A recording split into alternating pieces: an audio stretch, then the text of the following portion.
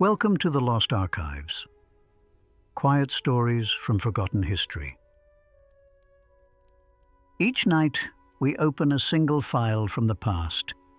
A vanished city, a misplaced discovery, a life almost erased from record. There is no spectacle here, no urgency, only the patient unfolding of what once was. And together, we'll turn the page. In a Roman kitchen, sometime around 50 CE, a cook breaks a piece from a block of compressed resin. The smell that rises has no modern equivalent. Ancient writers compared it to garlic, to something sharper, to a flavor that made other flavors possible. The block cost more than a month's wages. The resin came from a plant called Silphium. It grew wild on a narrow coastal plateau in what is now eastern Libya, roughly 200 kilometers long and 55 kilometers deep. Outside that strip, it would not grow. Every attempt to transplant it failed. Silphium was a member of the giant fennel family, tall, yellow-flowered, with hollow stalks and a root that oozed resin when cut. No specimen survives. We know what it looked like only from drawings on coins minted 2,500 years ago. Every denomination, every century of Cyrenian minting bearing the same image. Not kings, not gods, the plant. Roman physicians prescribed it for coughs, fevers, warts, and indigestion. Cyrene of Ephesus, the foremost gynecologist of the Roman Empire, wrote that a chickpea-sized dose of its resin, taken in wine, would prevent conception. Pliny the Elder ranked it among the most valuable substances in the known world. By the end of the 1st century CE, Silphium was gone. Not rare, not depleted. Gone, completely, permanently, from every field where it had ever grown. The last recorded specimen was sent to Emperor Nero as a curiosity. He ate it. The plateau where Silphium grew is called the Jebel Akhdar, the Green Mountain, a limestone escarpment rising sharply from the Mediterranean before falling away to desert. Rain from the sea falls only on this ridge. South of it, the Sahara begins. The Silphium range ended where the rain stopped. In 631 BCE, settlers from the Greek island of Thera, what is now Santorini, landed on this coast at the instruction of the oracle at Delphi. Their leader was called Battus. Within a generation, they had built the city of Cyrene on the plateau above the sea. The hillsides around it were dense with Silphium. Harvesting required skill and restraint. Workers cut the stalks above the root and collected the exuding resin, called laser in Latin, packing it in clay jars with bran to prevent deterioration. Cut too deep and the root died. Cut at the wrong season and the yield collapsed.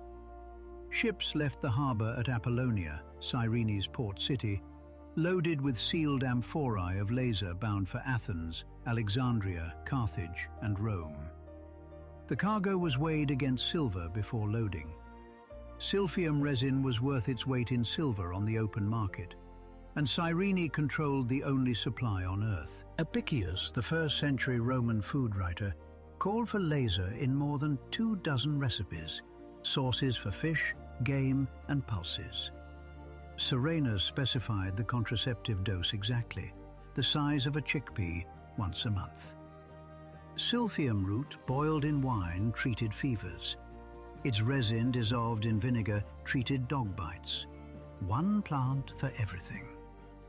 On every denomination of Cyrenean coinage, across 6 centuries of minting, the Silphium plant appeared. The coins are the clearest record we have of what the plant looked like, and stamped at the base of each engraving is a heart-shaped seed pod. Early coins from Cyrene, minted around 520 BCE, show the heart-shaped seed pod in precise detail. Some historians argue this seed pod is the origin of the heart symbol used to represent love today, connected to Silphium's reputation as contraceptive and aphrodisiac across the ancient Mediterranean. The resemblance is exact. The evidence is circumstantial. No cultivation attempt ever succeeded. Theophrastus, the Greek botanist who catalogued over 500 plant species in the 4th century BCE, noted that Silphium's range was precisely bounded. It would not grow beyond a specific elevation on the plateau, in any foreign soil, under any conditions. Nero's gardeners tried anyway. The plants died. Because it could not be cultivated, Cyrene could not expand production. Every gram entering the Mediterranean economy came from the same wild hillsides, cut by the same seasonal workers, shipped through the same port. The city held something the ancient world desperately wanted and could not replicate anywhere else. Under the Batiad kings, 8 monarchs across 2 centuries, Cyrene grew into one of the most prosperous cities in the Greek world. The city built a sanctuary to Apollo, a theatre, public baths, all of it funded by laser exports. The plant was the empire. Arcesilaus IV, the last Batiad king, won the chariot race at the Pythian Games in 462 BCE, celebrated by the poet Pindar in an ode that survives today. Within 20 years he was dead, assassinated in a democratic uprising. Control of the Silphium trade passed to Cyrene's new citizen council. In 322 BCE, following the death of Alexander the Great, Cyrene came under Ptolemaic rule from Egypt. The Ptolemies imposed a formal tax on Silphium exports for the first time. Export records from this period show annual shipments measured in hundreds of kilograms, the trade still massive but now regulated from the outside. Around 250 BCE, Silphium disappeared from Cyrenean coins. For 2 centuries, every denomination had carried the plant. Then suddenly, the image was gone, replaced with Zeus, with Libyan horses, with other symbols.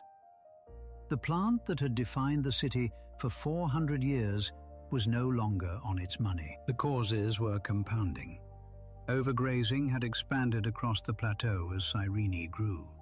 Each spring, hillsides that once grew dense with Silphium were cropped bare by sheep and goats before the plants could seed.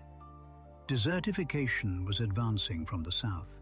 The rainfall the Jebel Akhdar depended on was becoming unreliable.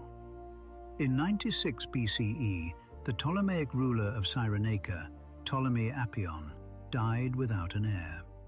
His will left the city to the Roman Republic.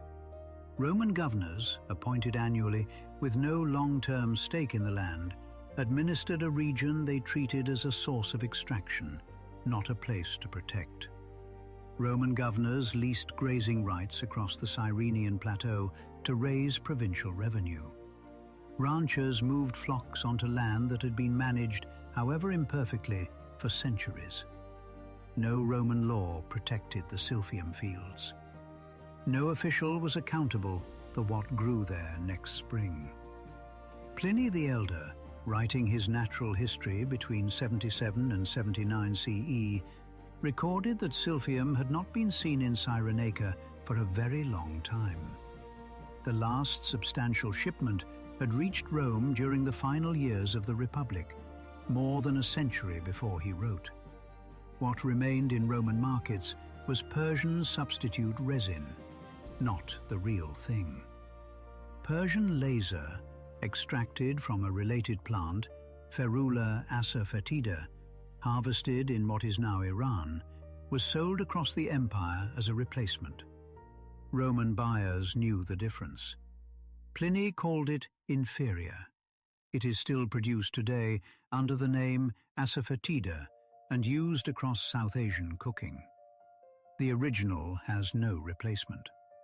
Sometime in the reign of Nero, between 54 and 68 CE, A single stalk of Silphium was found growing on the Cyrenian plateau. It was sent to Rome as a curiosity.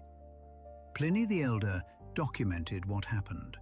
The emperor ate it. Pliny recorded this without outrage, a strange footnote in a chapter on rare and vanished things. But his account marks the first time in recorded history that a writer documented the extinction of a species. Not the death of an animal, not the felling of a forest, a plant, consumed entirely from existence and noted in writing as gone. Cyrene without Silphium was a provincial city with decent wine and Libyan horses. The trade networks that had made it a Mediterranean hub across 6 centuries quietly redirected through other ports. Its population contracted as the economic reason to live on that plateau disappeared. In 115 CE, the Diaspora Revolt, a Jewish uprising against Roman rule across North Africa, reached Cyrene.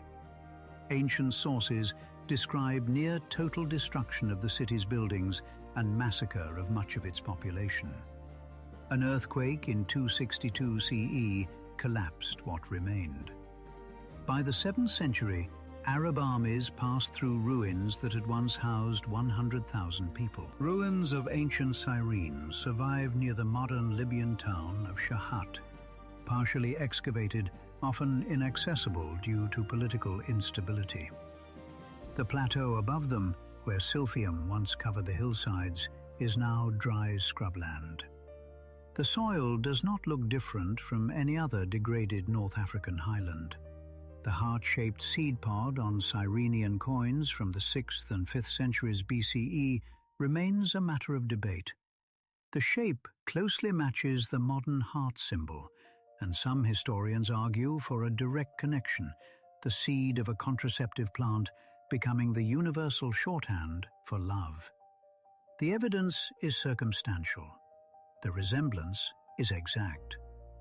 In 2021, a botanist at Istanbul University named Mahmut Miski published a paper proposing that a plant called Ferula drudiana, found on the slopes of Mount Hassan in central Turkey, might be a surviving relative of Silphium, possibly dispersed there by ancient traders. Miski had been searching for years. Ferula drudiana matched ancient descriptions closely.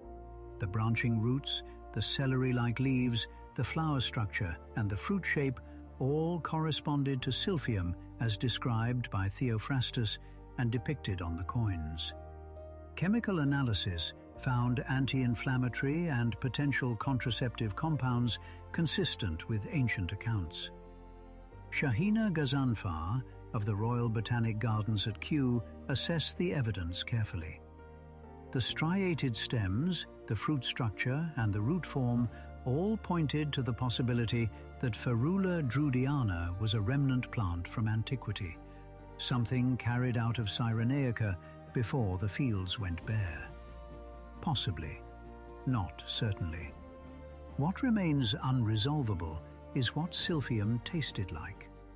Apicius called for it in sources for fish, game, and pulses. Roman writers describe the flavor as irreplaceable. No reconstruction is possible. No sample survives in any collection. The flavor is gone in a way that even lost languages are not. There is nothing left to decode. Nothing marks the last field where Silphium grew. A plant that fed, flavored, and protected millions of people across 6 centuries.